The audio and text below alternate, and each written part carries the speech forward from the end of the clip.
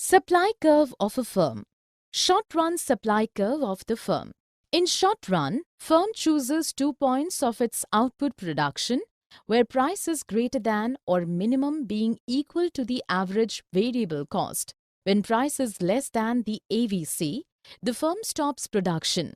Here we can get the short-run supply curve of the firm, which is the rising part of the short-run marginal curve, as risen from the point AVC touches market price as being equal each other.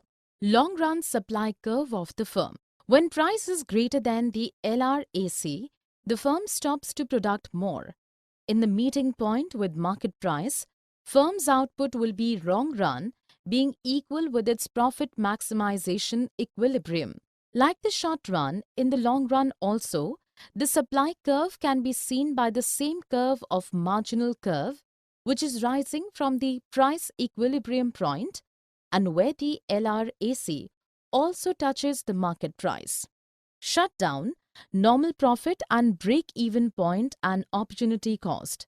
After the SMC curve cuts down the AVC curve at the minimum level of the average cost, any further output cannot be possible. This is called shutdown point. Similarly, in the long run, the maximum point of LRAC curve is a shutdown point, the profit level that a firm earns, which is sufficient to meet the costs and the opportunity costs of the firm, is called its normal profit. When in the minimum point of LRAC or SAC on the supply curve, where the firm with positive output earns the normal profit, then the point is called the break-even point. When the firm invests an amount as fixed cost and variable cost to start production, the opportunity cost lies in the assumed advantage of any alternative investment of that amount if the firm would not invest in the production.